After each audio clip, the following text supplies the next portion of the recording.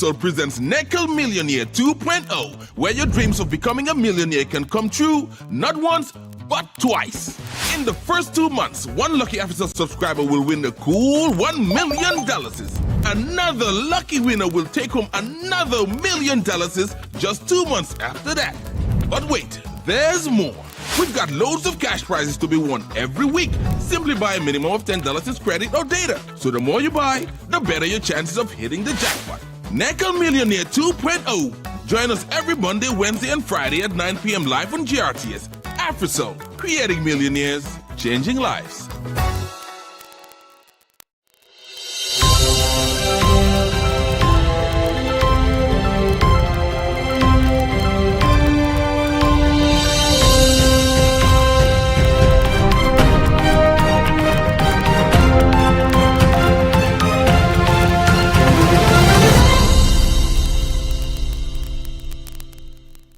Hello and welcome to the Star TV Newsroom, broadcasting from our studios here in Carnifing, along the Battle Harden Highway.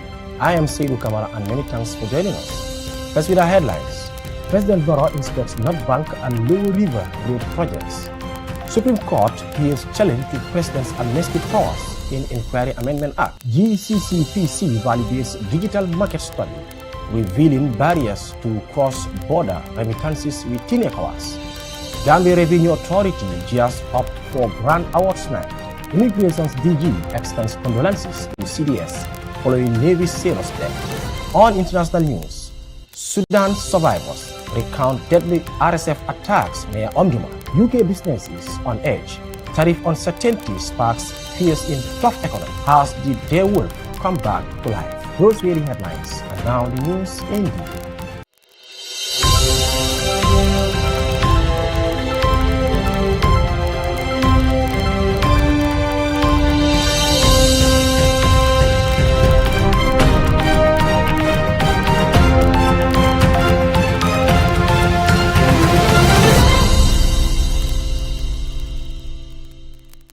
Many thanks for joining us, and now the news in detail. His Excellency President Barrow has this morning an inspection tour of ongoing road projects in the North Bank and Lower River regions. The President, accompanied by the Minister of Transport, Works and Infrastructure, Honorable Ibrahim Silla, and other key government officials, is currently assessing the progress of road projects within the Hakalang, Bani Salikenye, and Kiang West areas. Details with Maimuna Jaju. The tour aims to provide the President with first-hand information on the implementation level, challenges encountered, and mitigation strategies in place for these crucial infrastructure projects. The presidential convoy will proceed through the Hakalang belt of Lower and Upper Nyomi, the Badibu Bani Selekenye Road, and visit the Farafenye border village in Kir Ali. In the Kiang West region, the inspection will cover roads from Sankandi to Kiang Janekunda and further to Karantaba, Misirakunda. Further details on the findings and the outcomes of the inspection tour will be reported in our tomorrow's news bulletin. For Star TV News, I am Maimuna Jaju. The Supreme Court has on Monday had a significant legal challenge to the recent Inquiry Amendment Act 2023, which grants the President the power to grant amnesty to individuals banned from holding public office following an inquiry. The case was brought by the Coalition of Progressive Gambia and Kemeseng Sane, Kek Sane, against the Attorney General and the Clerk of the National Assembly.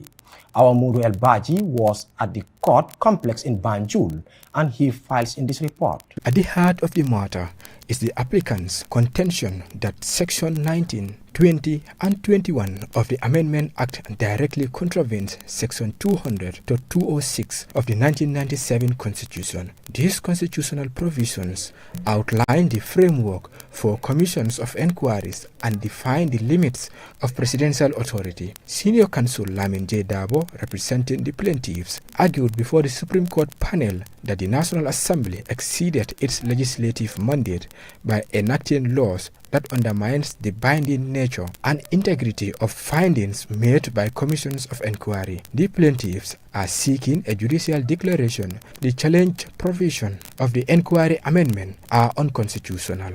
The proceedings saw some procedural wrangling. Counsel Dabo presented a motion filed on March 24, 2025, seeking the court's permission for the plaintiffs to file their statement of claim outside the initially prescribed time frame. He supported this motion with a 12-paragraph affidavit sworn by Ibrahim Chati. Chief Justice Hassan B. Jallow questioned the justification for granting this request, asking why should the court grant the order Justice Dabo requested. In response, Counsel Dabo pleaded that the case was of significant public interest and crucial for the pursuit of justice, urging the court to allow the late filing on these grounds. The Chief Justice, however, cautioned against the repeated disregard for filing deadlines under the guise of public interest. Counsel Dabo offered an apology, and the court ultimately granted him leave to move the motion. Further procedural issues arose concerning identification of the defendants in the court documents. The court pointed out a discrepancy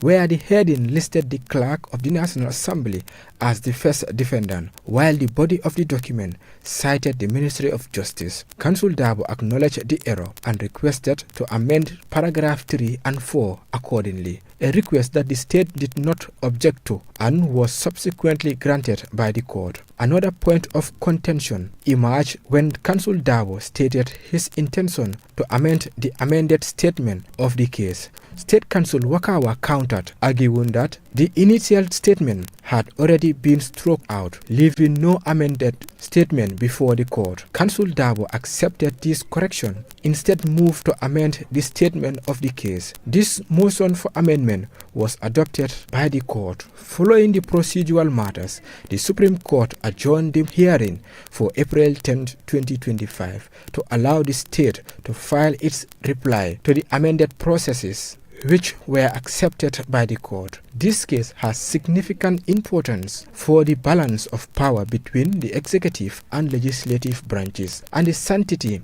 of the findings from the Commission of Inquiry in the Gambia. The outcome of this legal challenge will likely shape the future application and impact of presidential amnesty powers in relation to individuals implicated by such inquiries. For Star TV, I am Modu El Paji. The Gambia Competition and Consumer Protection Commission has validated a comprehensive digital market study that highlights significant restrictions on cross-border remittances within ECOWAS countries, alongside other critical challenges such as lack of interoperability and vertical integration in the digital sector. Mariama Dem takes us through the findings and the significance of the validation. The digital market study, conducted in accordance with the Competition Act of 2007 and the Consumer Protection Act of 2014, provides essential insights into the current state of the digital market and identifies key areas for improvement. On Wednesday, April 9, 2025, the GCCPC hosted a validation workshop for its digital market study, which is described by officials as a pivotal moment in the Commission's ongoing efforts to enhance competition and consumer protection in the Gambia's rapidly evolving digital landscape. Today we come together to discuss and validate the findings of this study. As we know, the digital market is evolving. I think that is why ECA decided to choose this market, because especially for Africa, we are still catching up when it comes to the digital market. We still don't have up-to-date laws that deals with the digital market, and even the rules are not very clear in terms of the segregation of roles when it comes to the regulatory framework and even the players themselves. So I think this is the first study of its kind to look in depth into an emerging sector, to discuss frankly some of the issues both at the regulatory level and at private sector level, to ensure that we all come together today to develop rules and guidelines on how the sector should operate. Chairperson of the GCCPC Board of Directors, Yasmin Senghor, stressed the significance of the findings, revealing that the study involved participation from 9 ECOWAS member states. She explained that the report aims to promote and protect consumer rights while addressing pressing competition concerns within the Gambia's digital sector. This study is essential in the sense that it assesses the state of competition and consumer welfare in the digital marketplace in the Gambia, and gives us an opportunity to come up with recommendations and solutions to make the market more competitive and consumer-oriented. The study has revealed the existence of competition and consumer protection issues, which include regulatory barriers for market entry, refusal to deal, lack of interoperability, false and misleading adverts, personal data and privacy issues. The study also identified inadequate regulatory framework and inadequate infrastructure as major obstacles to growth in the digital market. The study uncovered a range of competition issues, including restrictions on cross-border remittances among ECOWAS countries, a lack of competition neutrality, and vertical integration practices that hinder fair competition. Other identified challenges include refusal to deal, inadequate provision of USSD services, and concerns regarding data security, poor customer service, and consumer trust in digital worlds. Consumer issues were also highlighted, with false advertising, privacy concerns, and a general lack of awareness identified as significant barriers to consumer protection. The report further pointed to an inadequate regulatory framework and insufficient infrastructure, particularly in ICT and stable electricity supply, as major obstacles to the growth of the digital market. Ibrahima Tambajang, a representative from the ECOWAS Regional Competition Authority, ECA, reiterated the importance of collaboration with national authorities to combat anti-competitive practices.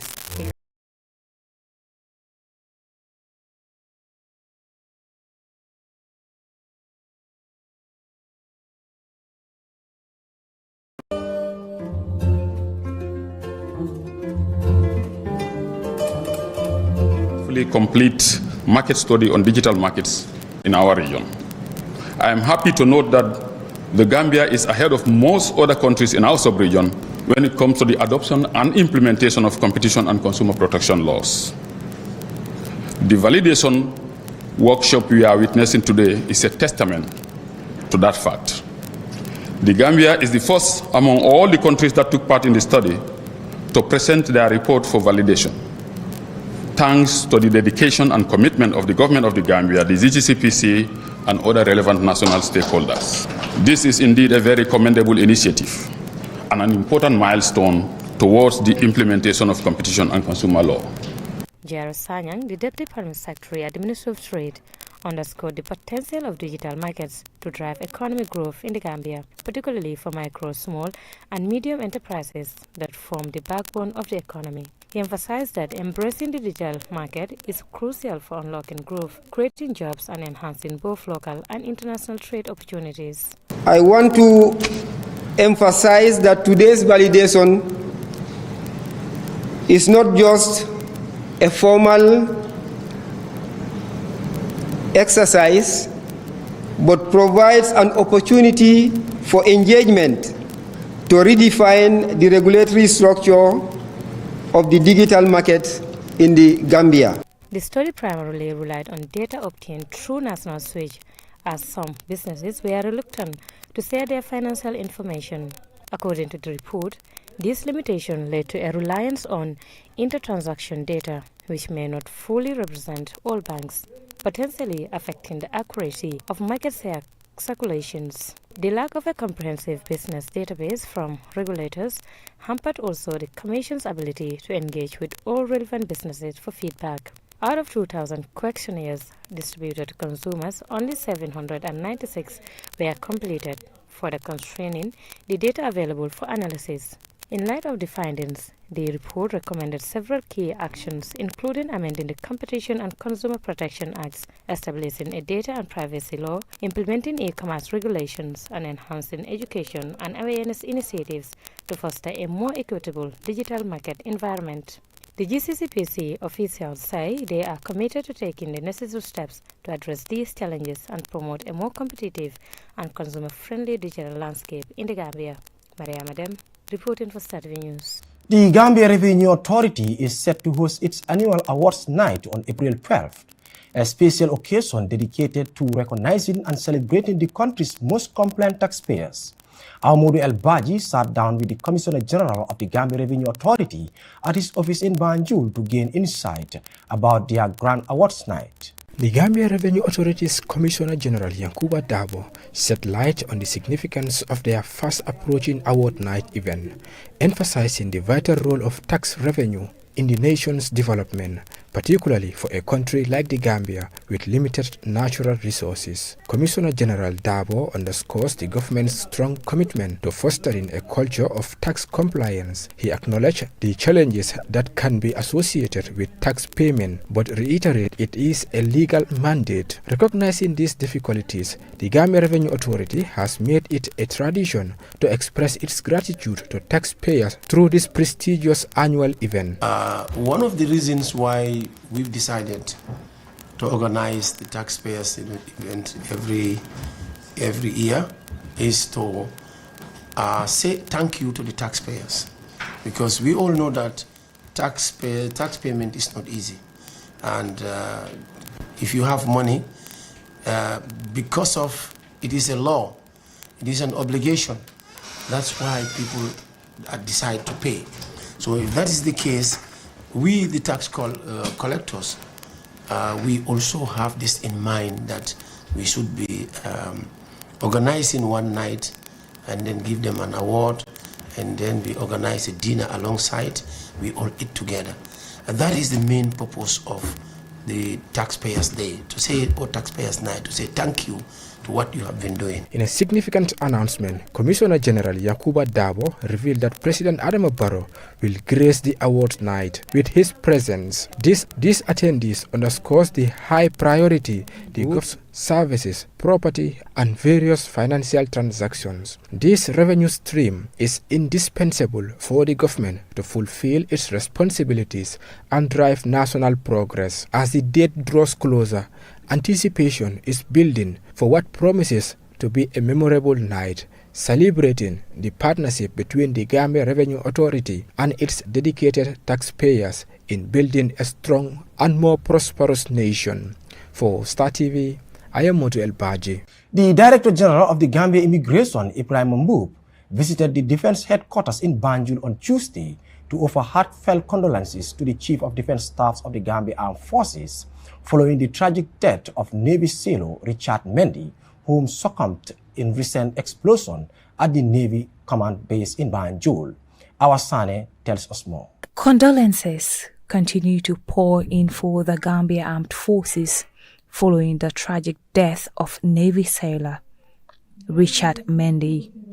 The latest expression of sympathy came from the Gambia Immigration Department's High Command.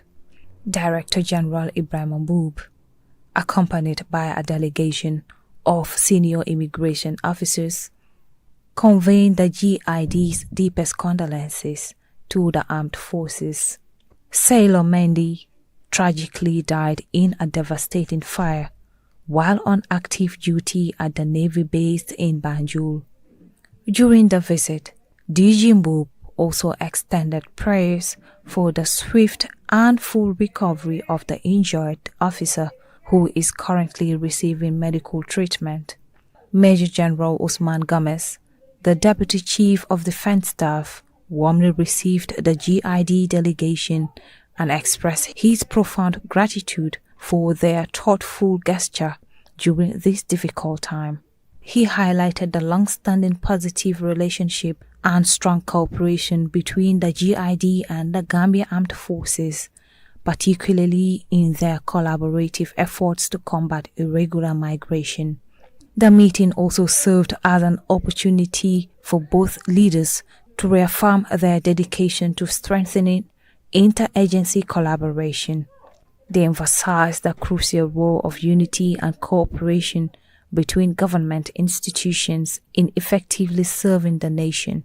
Director General Mboob's visit underscores the deep respect and solidarity that exists between the Gambia Immigration Department and the Gambia Armed Forces, especially as the armed forces navigate this period of mourning and loss. The gesture reflects the strong bonds within the Gambia's security apparatus. For Star TV News, this is Awasane. From the story, we will take a short break and we'll be back for international news. Stay tuned. Walk into any AfriCell outlet and purchase the AfriCell 5 Mbps mega bundles for $3,300 and receive a CPE router for free. You open a car, mandem na auto suma boste AfriCell rek. Buy the AfriCell 4 Mbps Mega Bundle for $2,700 at any AfriCell outlet and get a Mi-Fi for free. No time for buffering. Speed. Lengua. We've got fantastic new social media bundles just for you. Stay connected with your favorite platforms like WhatsApp, Viber, X, Snapchat, Facebook, Instagram, Telegram, and TikTok with our new social media bundles. You can now get 50 megabytes for $10 is valid for 1 day. Enjoy 400 megabytes for $40, valid for 7 days. Get a massive 1,200 megabytes for $100 is only, valid for 7 days. Simply dial *120# and press 3 to pick the social media bundle that suits you best. Welcome back after the short break. If you are just tuning in, this is Star TV News. The paramilitary rapid support forces are launching attacks near Sudan's capital despite being ousted from the city center. Fighters have looted dozens of villages and killed residents just south of Khartoum. Al Jazeera's Mohammed Val reports from Khartoum's twin city Omdurman in Sudan. Homeless and dejected, these people have just been forced from their homes south of Omdurman. They are being sheltered in a mosque by a local charity, and they recount stories of violence and killing by the paramilitary rapid support forces. The RSF descended on us from the mountain in huge numbers on Wednesday. They ravaged every village on their way. The attacks began immediately after the Sudanese army managed to drive RSF fighters out of Khartoum a couple of weeks ago. We were asleep when they broke into the house and started beating us with sticks and whips and stabbing us with daggers. One of them tried to slit my throat, but his colleague stopped him. He says the attackers killed 2 of his cousins a bit later. They came at 9 in the morning, asked us to hand them any money, gold, or mobile phones. I told them we have none. That's when they started beating everyone. Abdus Samad's arm was broken by the attackers, making matters worse for him as his hands were already mutilated in a previous accident. For 2 years, Jamouiyya was part of the territory controlled by RSF. The residents say RSF used to mistreat them, but never this badly. They say the fighters who committed the recent attacks are a new breed.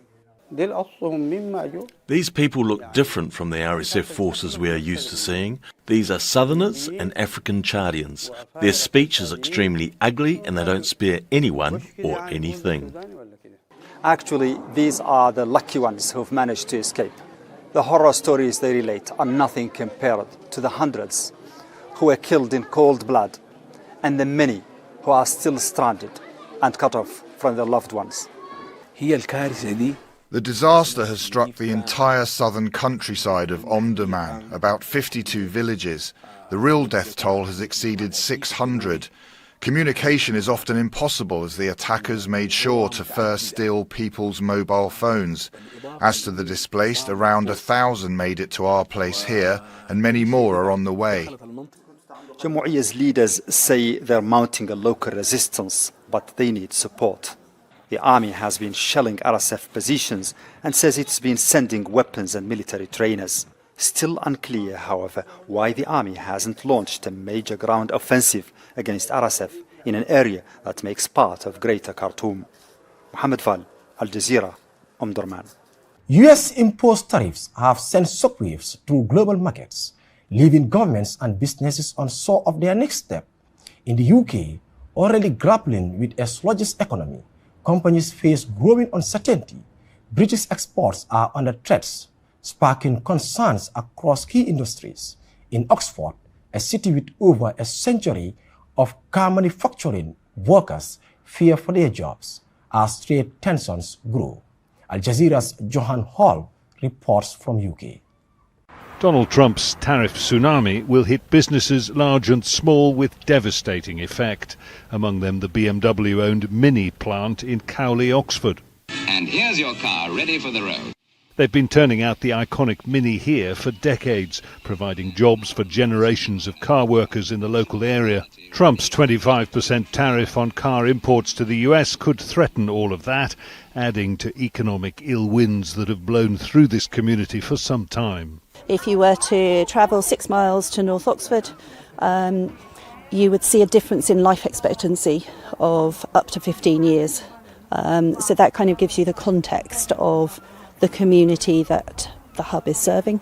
Far from the dreaming spires of Oxford, this is a community enjoying the spring sunshine but blighted by inequality and economic crisis. We will fight tooth and nail for our communities.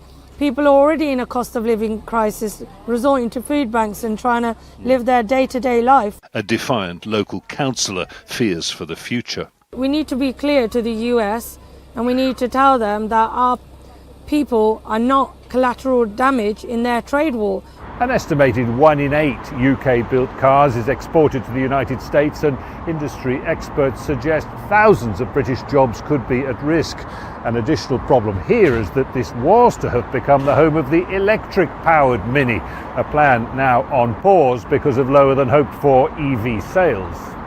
And that's a problem for people like Diane, whose brother-in-law works at the plant, whose son is planning to, and whose own job it is to look after the children of plant workers. Oh, it's sad. But now you sad. feel maybe that all of that is in doubt. I don't like the unknown. For me, for my brother-in-law, for my son, and for everybody else I know works there. The hidden costs of tariffs, making America wealthy again, the US president hopes, making a great many much poorer in the process. Jonah Hull, Al Jazeera, Oxford. The direwolf, a species that went extinct some 12,500 years ago, but was made famous by the Game of Thrones series, has been brought back to life, according to Texas-based biotech firm Colossal Bioscience. The company has described the direwolf as the world's first successful de-extinct animal. Al Jazeera's Imran Ullah Khan reports. Meet Romulus and Remus. Born in October, these wolves have the science world excited and suspicious at the same time. An American biotechnology company says after 10,000 years of being extinct, the direwolf will walk the earth again. But some scientists are skeptical. Yes, they have slightly genetically modified wolves, maybe. And that's probably the best that you're going to get. And those slight modifications seem to have been derived from retrieved direwolf material. Does that make it a direwolf? No. Does it make a slightly modified grey wolf? Yes. And that's probably about it. The team at Colossal Biosciences combined DNA extracted from fossilized remains of a dire wolf and combined it with that of a close relative, the grey wolf. They say the results could have far-reaching benefits for biodiversity conservation. Some critics point to the lack of a peer-reviewed paper outlining Colossal's methods and findings, making it difficult to verify the claims. Others point out fossilized DNA degrades over time, and what scientists extract are only snippets of DNA. We don't have the technology to modify entire genomes. We can modify components of genomes, and we can certainly sequence genomes, but the fact that fossil evidence, unless it's only recently extinct and very essentially not been degraded for very long, this is why sort of the Jurassic Park concept is even more fantastical, because we're talking about tens of millions of years between deposition of the individual and finding the fossil. Direwolves have enjoyed fame in recent years. They feature prominently in the Game of Thrones franchise. Colossal Biosciences has lofty ambitions. It wants to bring back other species like the woolly mammoth and the dodo. But scientists say, while this is a technological breakthrough, extinction is an absolute, and no matter how hard we try, some things will never come back. Imran Ullah Khan, Al Jazeera. That story brings us to the end of this edition of Star TV News. But before we go, a recap of our headlines. President Barrow inspects North Bank and Lower River road projects. Supreme Court hears challenge to President's amnesty powers in Inquiry Amendment Act. GCCPC validates digital market study. revealing barriers to cross-border remittances within ECOWAS. Gambia Revenue Authority gears up for Grand Awards night. Immigration's DG extends condolences to CDS following Navy sailor's death. On international news, Sudan survivors recount deadly RSF attacks near Omdurman. UK businesses on edge. Tariff uncertainty sparks fears in tough economy. Has the Daywolf come back to life? That's all we have for you. Be sure to watch the rest of our programs. Thank you for watching.